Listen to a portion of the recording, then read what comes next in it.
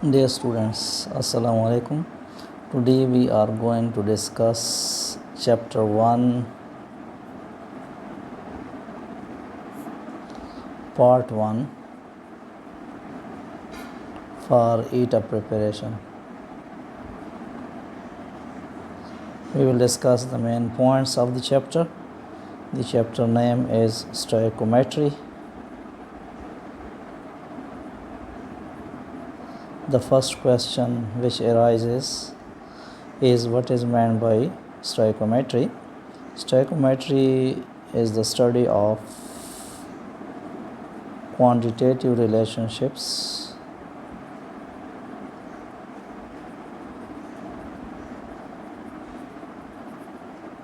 which are present in a balanced chemical equation.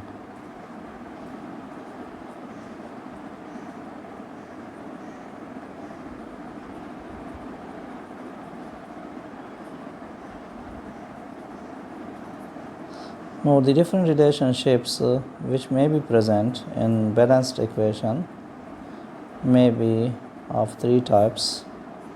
Either they are mole relationships, or they are particle relationships,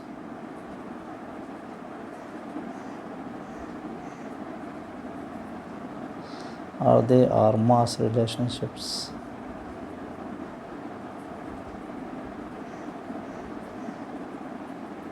Let us consider an example to understand these relationships.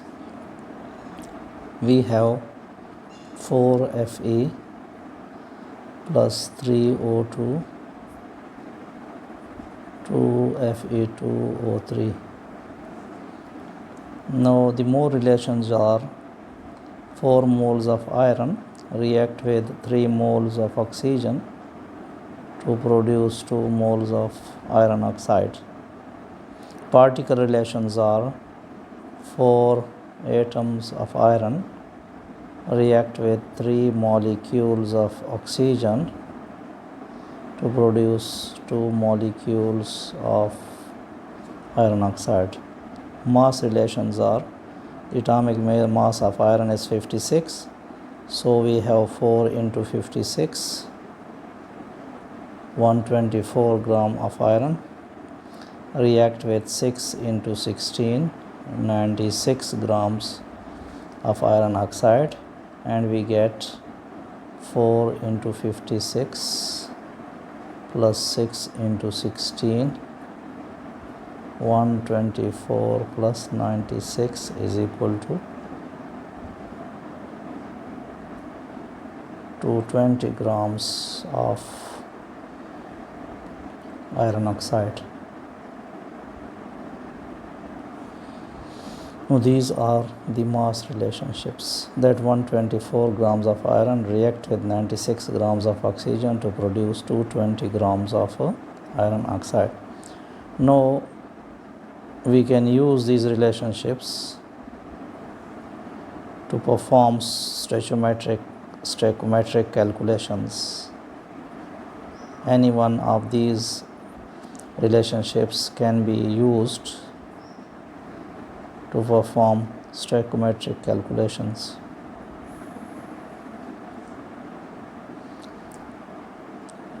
These stoichiometric calculations can be performed accurately if they obey two requirements.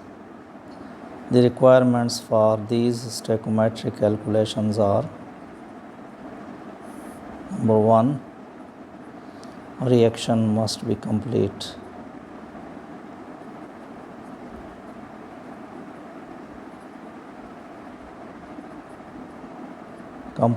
So that the given reactants are completely converted into products. Given amounts of reactants are completely converted into products.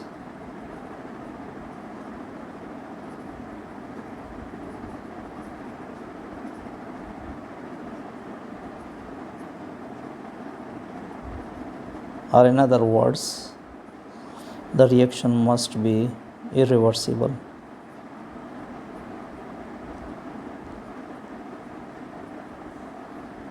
Secondly, there must be no side reactions taking place.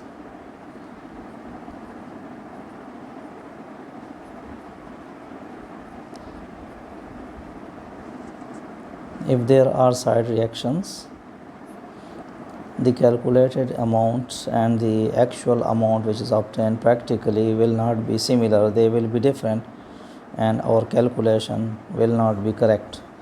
Now these calculations, stoichiometric calculations, are also based on two laws, which two laws must be obeyed, then the calculation will be correct.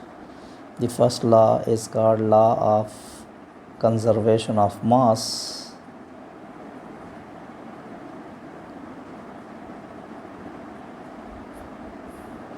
This law was proposed by Lavoisier, and it states that mass can neither be created nor be destroyed, but it can be converted from one form to another, or during a chemical reaction, the total mass of reactants must be equal to the total mass of products. If this law is not obeyed, we will not have a balanced chemical equation. The coefficients of balance equation will not be correct, and we will have a wrong chemical equation, and it will lead to a wrong calculation. The second law which must be obeyed is law of constant composition, or law of definite proportion.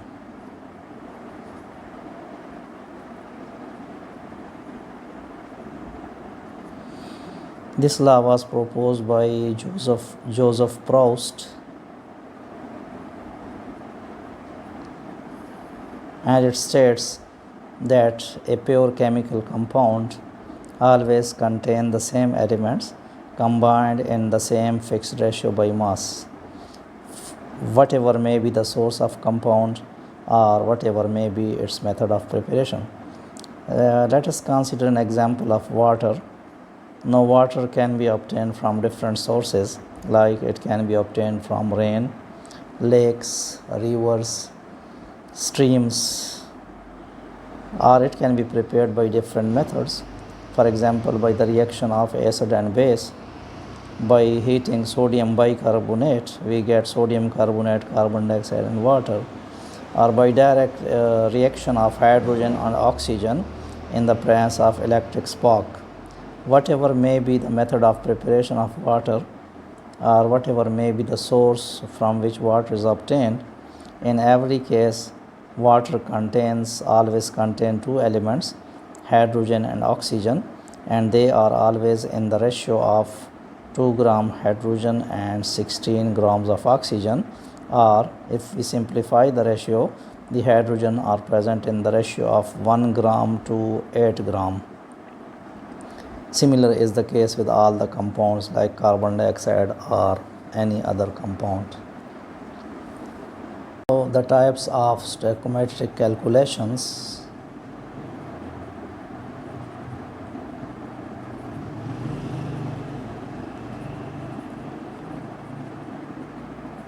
There may be three types of stoichiometric calculations. First one is mass to mass calculation.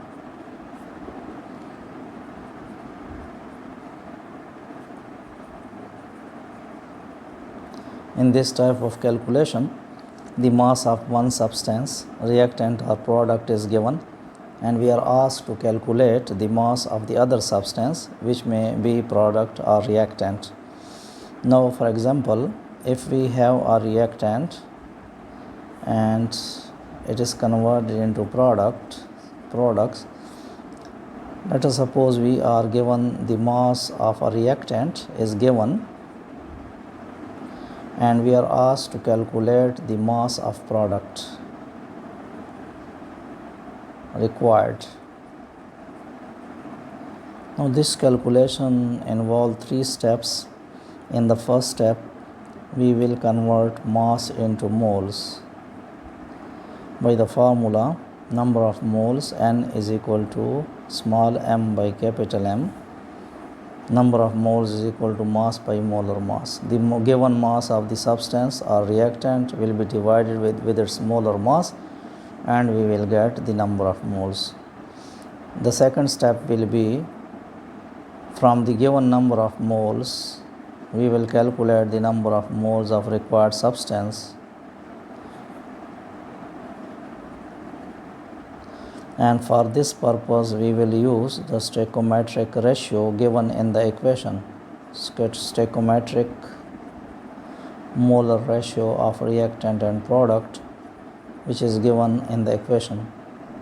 The third step will be that we will convert moles into mass. The calculated moles of product will be converted into mass, and we will use the formula mass is equal to number of moles into molar mass of the substance. Thus, this calculation will involve three steps: conversion of given mass into moles. Second step will be, from the given number of moles of reactant, we calculate the moles of products, and the third step will be that the moles of product which are obtained as a result of calculation are converted into mass by the relation mass is equal to number of moles into molar mass. The second type of calculation may be mass to mole or mole to mass. In both these cases will involve only two steps. If we are performing mass to mole calculation, if we have reactants and they are converted into products, we are given the mass of reactants. The same sequence will be followed.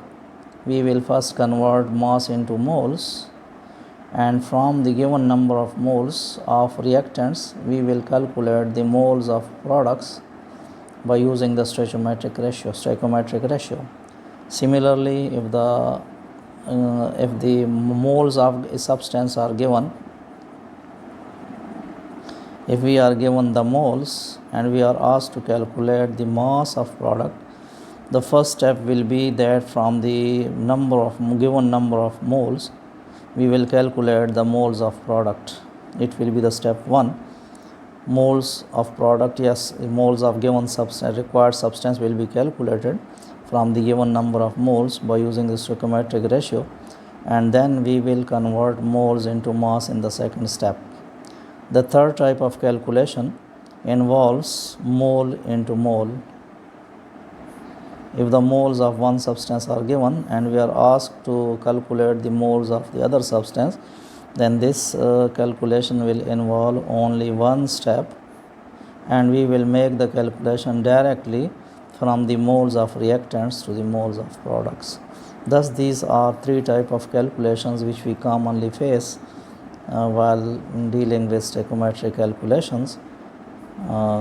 Mass to mass involve 3 steps, mass to mole or mole to mass calculation involve 2 steps, and mole to mole calculation involve only a single step. Now we will discuss few examples to explain these points. Now we are going to discuss the second topic, which is mole and Avogadro's number.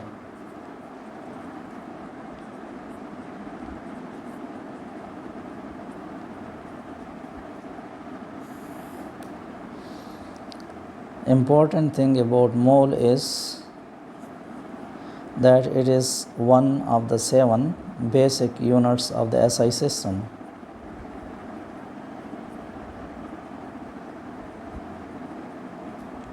Of System International.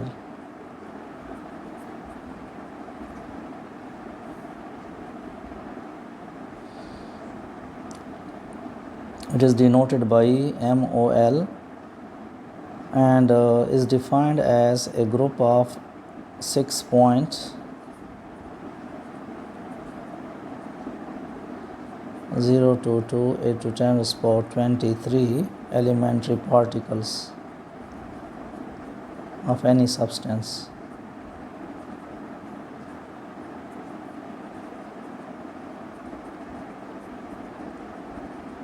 If the substance is an element like iron, the elementary particles will be atoms. If the substance is a compound like water or carbon dioxide, the elementary particles will be molecules. And if the compound is an ionic salt like sodium chloride, the elementary particles will be formula units. So 6.02 10 power 23 atoms of iron will be 1 mole. 6.022 10 power 23 molecules of water or carbon dioxide will be considered 1 mole, and 6.022 10 power 23 formula units of sodium chloride will also be equal to 1 mole. Important point is that mole is used for counting microscopic particles.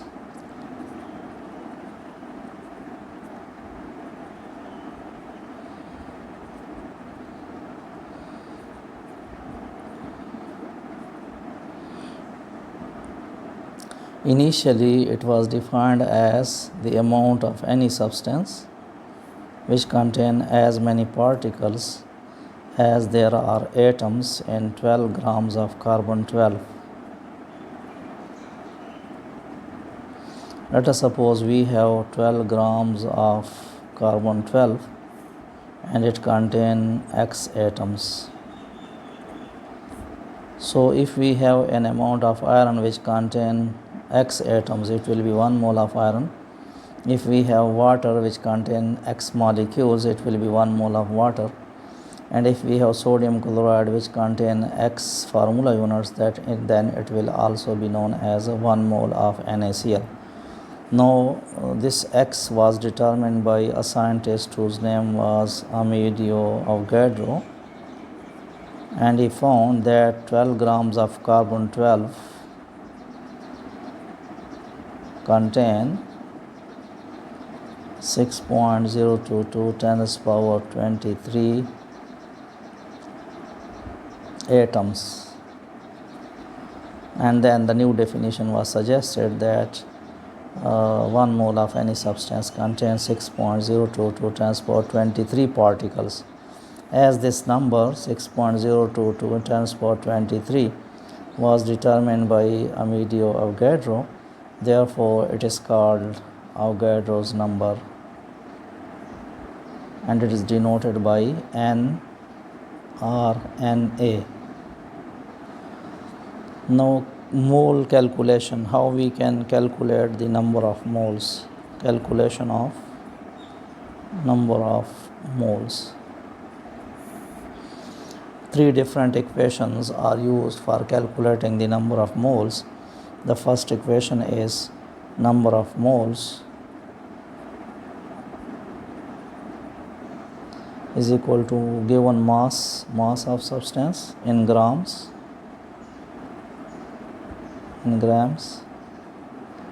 divided by molar mass.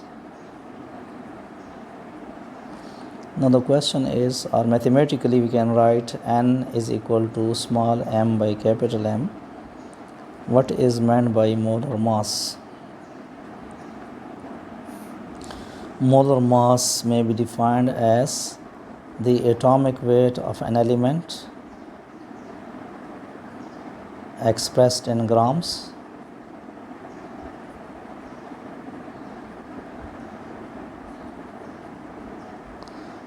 the molecular weight of an element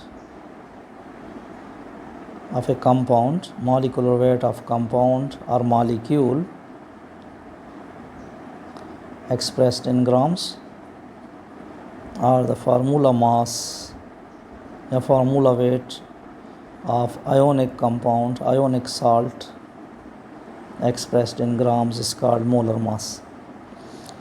Let us consider a few examples.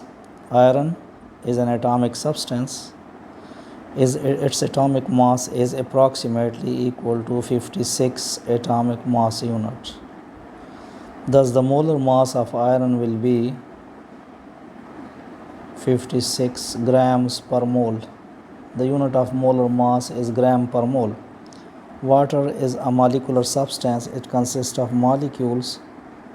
Its molecular weight, a molecular mass in AMU is 18 AMU 2 plus 16, and its molar mass will be expressed as the molar mass of water will be 18 grams per mole. NaCl, sodium chloride, is ionic salt. It consists of formula units. If we add up the relative atomic masses of sodium and chlorine, which are 23 and 35.5, then the formula mass of sodium chloride is 58.5 atomic mass units, and the molar mass of sodium chloride will be 58.5 grams per mole. So the molecular mass is expressed in AMU, but molar mass is expressed in grams. The second equation, which can be used for calculation of number of moles, is number of moles is equal to number of given particles, which may be atoms, molecules, formula units, or ions, divided by Avogadro's number.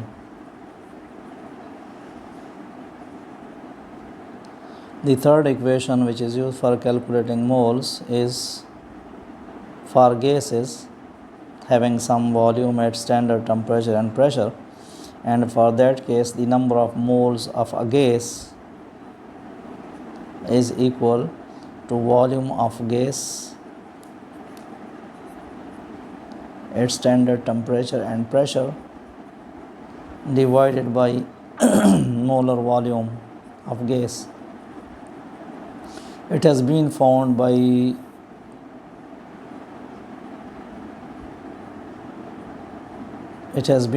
that molar volume of gas at standard temperature and pressure is 22.4 decimeter cube.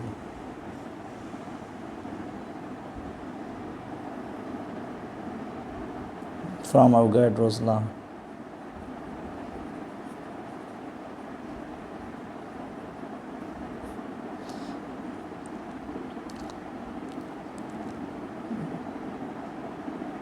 Significance of mole is that by using the three different equations, we can calculate mass into particles. If the mass of a substance is given, we can calculate the number of particles or atoms, molecules, or ions, and in this case the number of particles are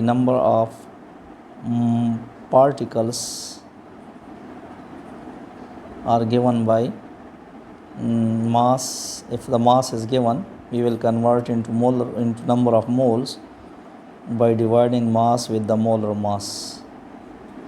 Then we will multiply with Avogadro's number, n. Now if the substance is made up of atoms, it will give us the number of atoms.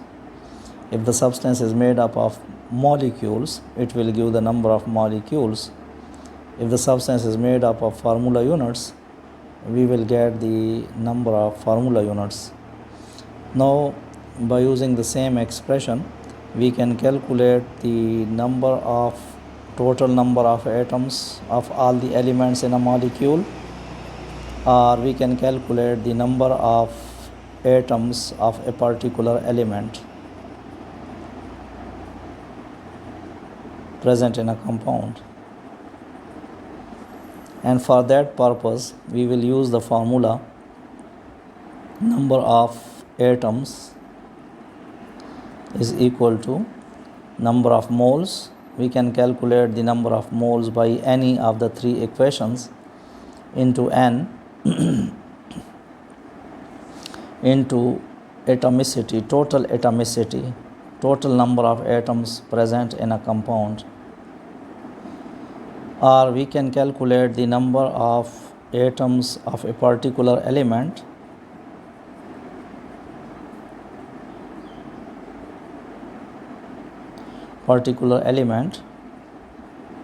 by the relation number of moles, which can be calculated by any of the three equations, into n into atomicity of that particular element, number of atoms of that element present in the compound. Let us consider an example.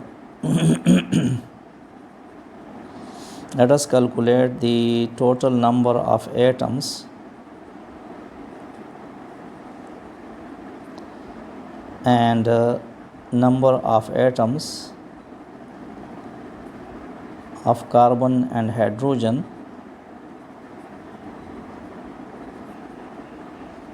in 39 grams of benzene.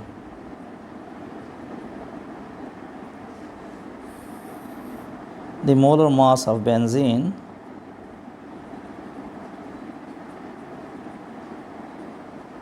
C6H6 is 6 into 12. 12 is the atomic mass of carbon. 6 into 1, 72 into 6 is equal to 78 grams per mole. Now the total number of atoms in benzene are given by mass is 39 gram divided by molar mass is 78.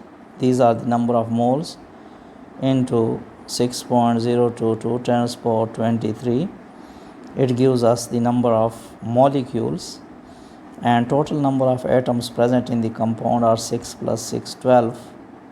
Thus we get 0.5 into 6.022 times power 23 into 12.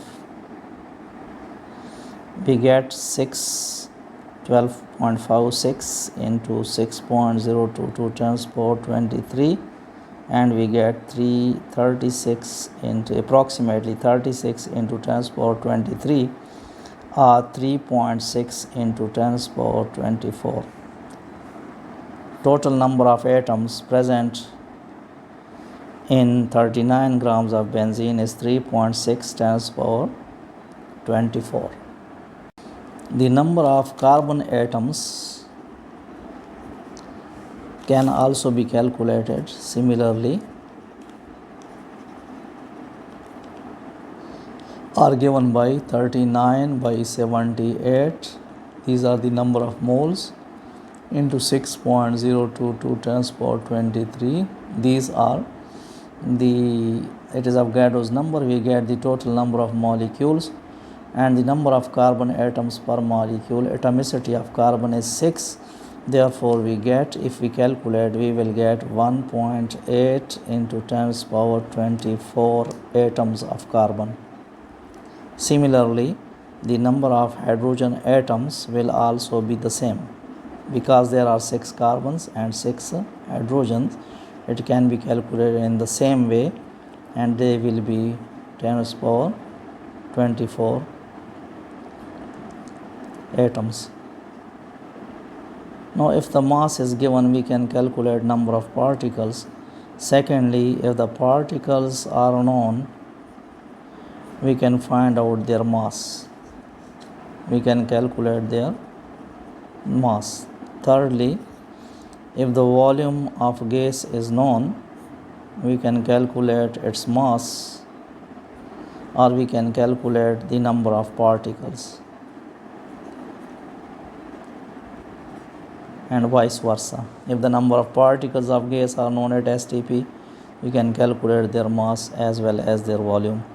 Avogadro's number idea, mole idea, is also used for the determination of molecular weight of volatile substances.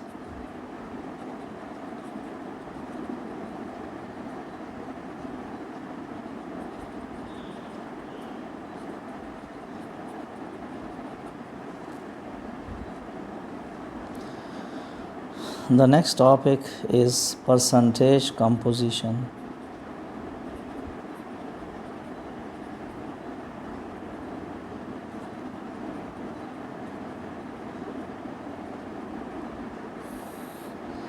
In this case, the percentage of an element in a compound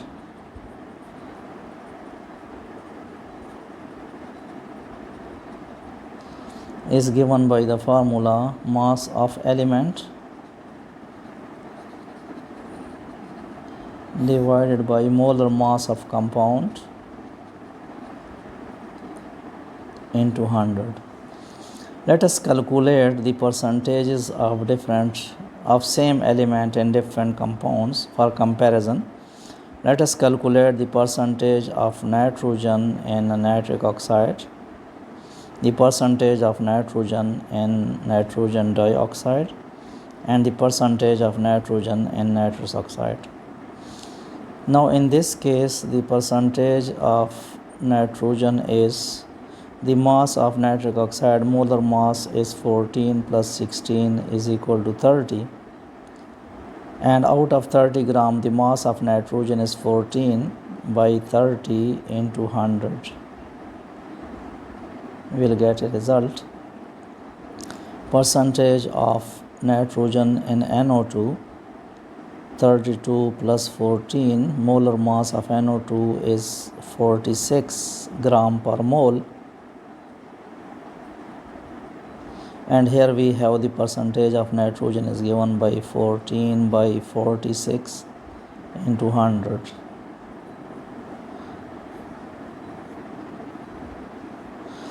We are asked to calculate the percentage of nitrogen in N2O.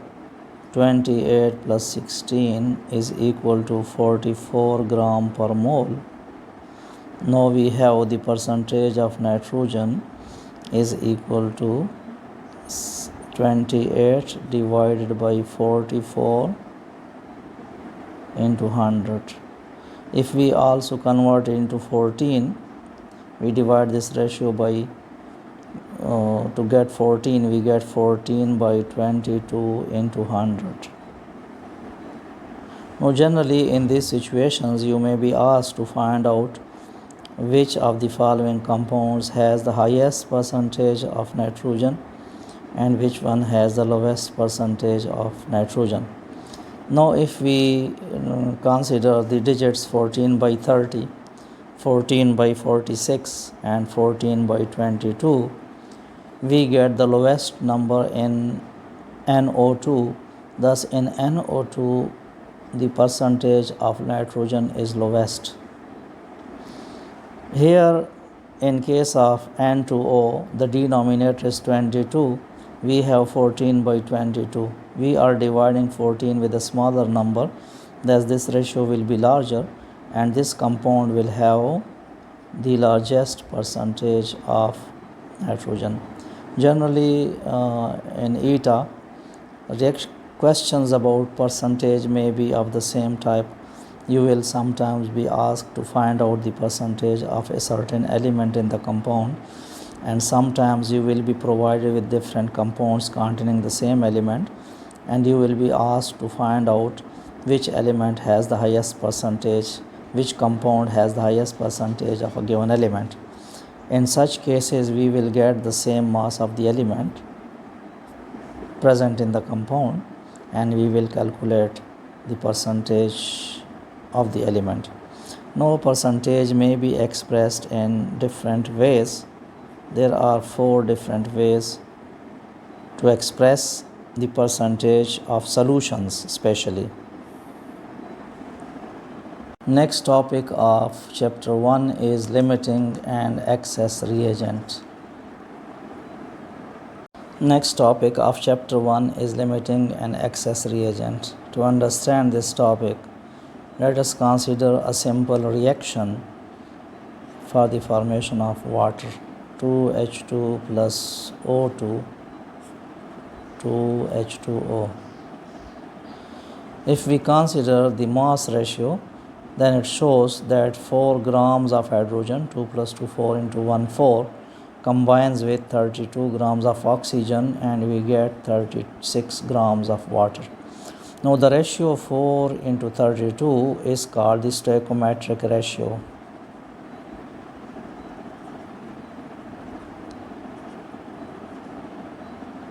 Whenever the two reactants, hydrogen and oxygen, are combined in this ratio, that is 4 gram and 32 gram, or whenever they are combined in the stoichiometric ratio, the reaction will be complete and both the reactants will be completely consumed.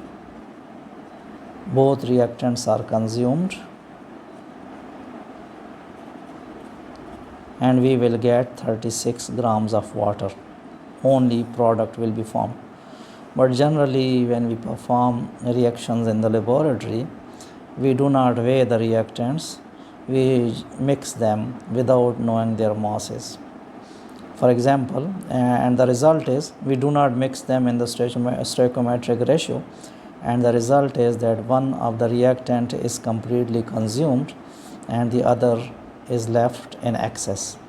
Let us suppose we have mixed in a particular case 2 grams of hydrogen with 30 grams of oxygen.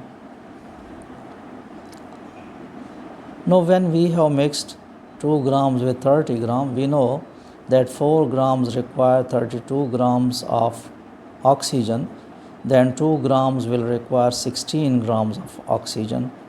2 grams of hydrogen need 16 grams of oxygen. But actually we are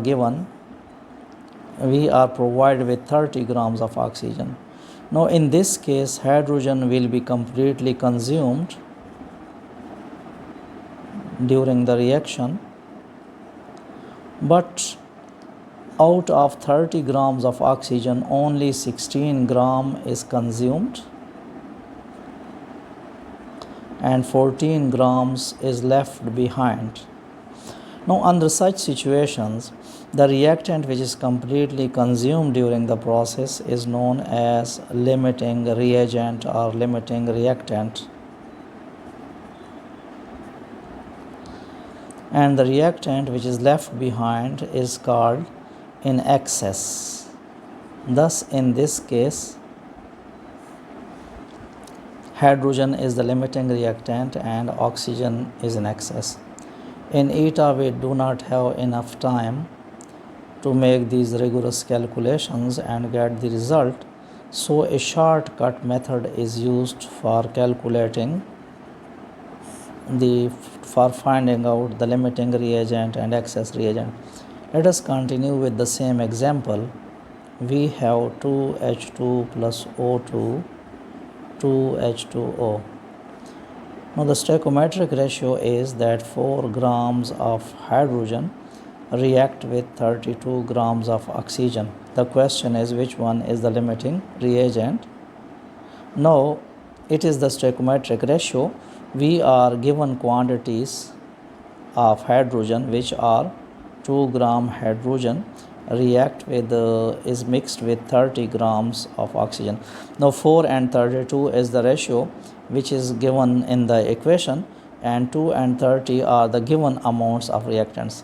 Now we cross multiply. We multiply 32 with 2 and we get, for hydrogen we get 64, answer is 64, and we multiply 4 with 30 and the result is 120. Now the reactant which has the least number above it will be the limiting reactant, and the other reactant which has the highest number will be in excess. If we are given the moles of the reactants, then we will perform this cross multiplication by using the molar stoichiometric ratio. For example, let us suppose we have the reaction 4Al plus 3O2 2Al2O3, and we are given 0.5 moles of aluminium is mixed with 2 moles of iron. Now the question is which one is the limiting reagent. Now we have the stoichiometric molar ratio that 4 moles of aluminium react with 3 moles of oxygen. Now we multiply 3 with 0.5 and we get 1.5, and we multiply 4 with 2 and we get 8. Now as we have a smaller number over aluminium, therefore in this case aluminium is the limiting reagent and oxygen is in excess. Oxygen is in excess. Now limiting reagent is also defined in another way, that limiting reagent is a reagent which gives the least quantity of product.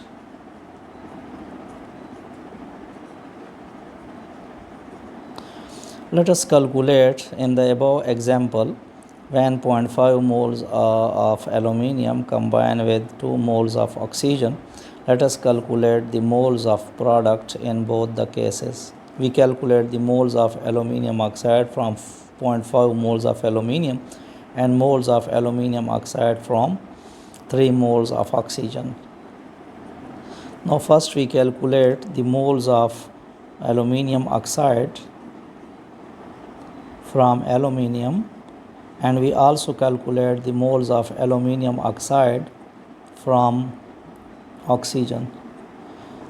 From the equation it is clear that 4 moles of aluminium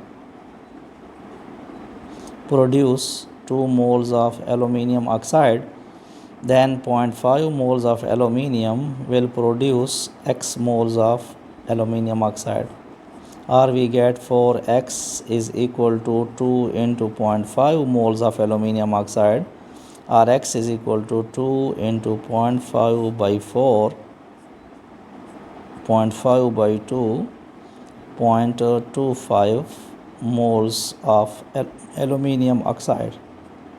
The first answer, which is obtained from aluminium, gives us when aluminium is consumed we will get 0.25 moles of aluminium oxide.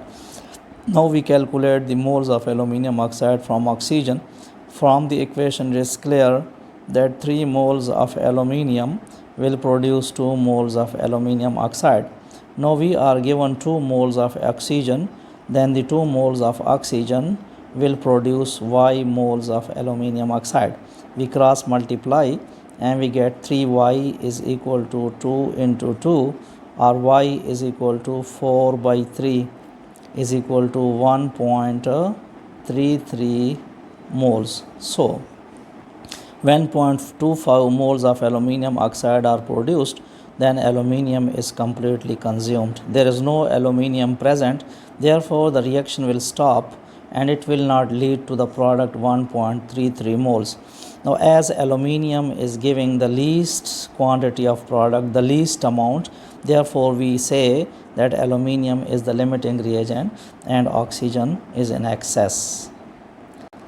It may not be considered that the reactant which is present in small quantity will be the limiting reagent. It is not necessary that a reactant which is present in large amount will act as a limiting reagent. Let us consider the reaction H2 plus Cl2 to HCl. Here we have the masses of reactants are approximately 2 gram. Chlorine is 35.5 multiplied by 2, 71 grams, and here we have 2 into 36.5 is equal to 73 grams. The stoichiometric ratio shows that 2 grams of hydrogen will need 71 grams of chlorine. If we have mixed 50 grams chlorine with only 2 grams of hydrogen, now the question is which one will be the limiting reagent. In this case the given amount of chlorine is greater than hydrogen. We multiply 71 with 2 and we get 142. We multiply 2 with 50 and we get 100. According to our method which we have used for making the calculations for limiting reagent, it shows that chlorine is the limiting reagent although it is present in large amount, and hydrogen is in excess.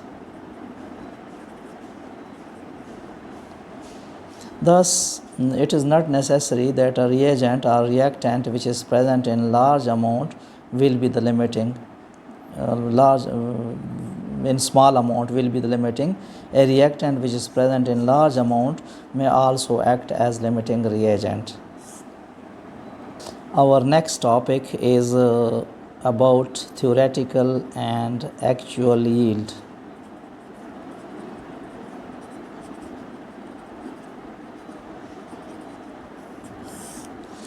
Generally, we define yield as the quantity of product formed as a result of chemical reaction. If a large amount of product is formed, we say it has high yield.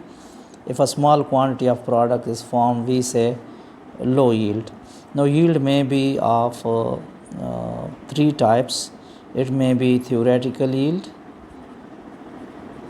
it may be actual yield, or it may be percent yield. Theoretical yield is the quantity of product which is obtained by calculations. It is obtained by calculations from balanced chemical equation for given mass of reactants. Let us suppose we have the reaction 2NaCl. We are performing electrolysis of molten sodium chloride. We pass electricity in down cell to get sodium metal at cathode,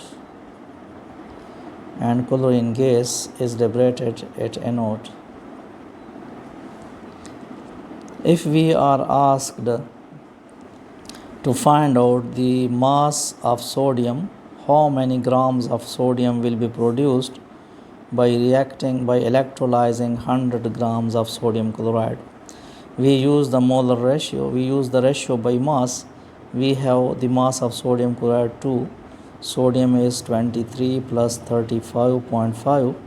2 into 58.5 is equal to 117 grams sodium chloride produces 2 into 23, 46 grams of NaCl.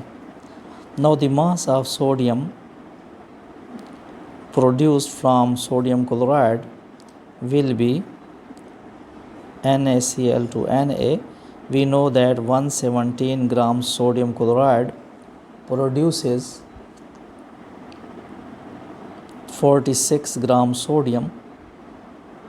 Then 100 grams of sodium chloride will produce X grams of sodium.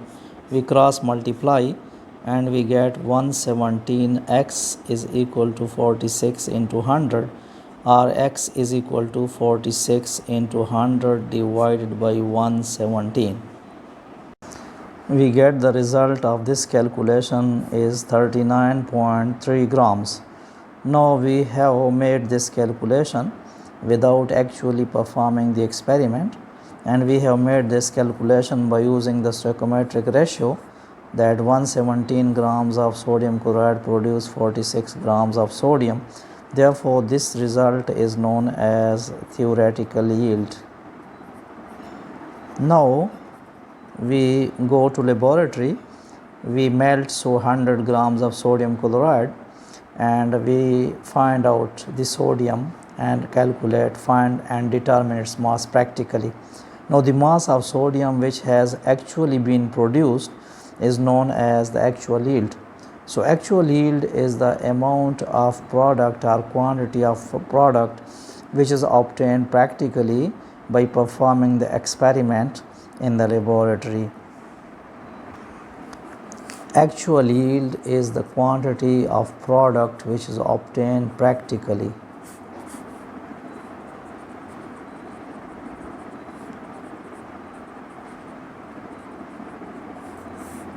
It has been found that actual yield of a chemical reaction is always less than theoretical yield. And there are three reasons for this decrease.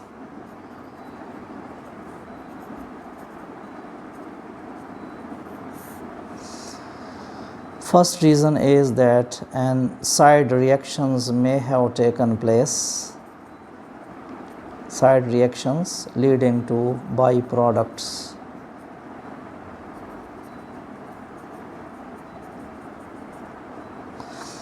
For example, in the above case, we have calculated that from 100 grams of sodium chloride by electrolysis, we get approximately 39 grams of sodium. Now we move towards laboratory and it is the theoretical yield,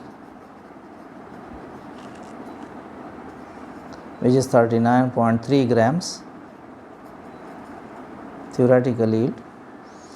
Now when we perform this experiment practically and we get the actual yield, it is always less than 39.3. Let us suppose we get 38 grams of sodium chloride. Now this decrease may have been caused due to side reactions. The sodium which was produced as a result of experiment was 39.3 grams, but some of this sodium, it reacted with oxygen of the air and produces oxides like sodium oxide and sodium peroxide. Let us suppose that 0.1 gram of sodium produced reacted with oxygen and convert into these byproducts. These are the byproducts, and it is the side reaction. Similarly, some of the sodium may react with water, the moisture present in the air, and it may produce sodium hydroxide. Let us suppose 0.1 gram has been consumed in this reaction, and similarly it may react with water as well as carbon dioxide present in the air. Let us suppose 0.2 grams are used. 1.1 grams are used in this reaction, and we get sodium carbonate as the byproduct. Now 1.1, 1.2 and 1.3. So 1.3 grams of sodium have been consumed inside reactions leading to byproducts. So the net product obtained will not be 39.3 gram, rather it will be 38 grams.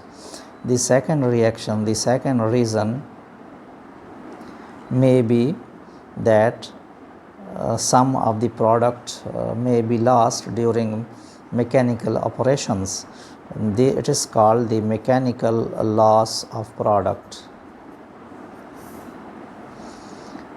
Some of the if we have a product which is present in solution, then we have to separate this product from the liquid through the processes of filtration, washing, drying,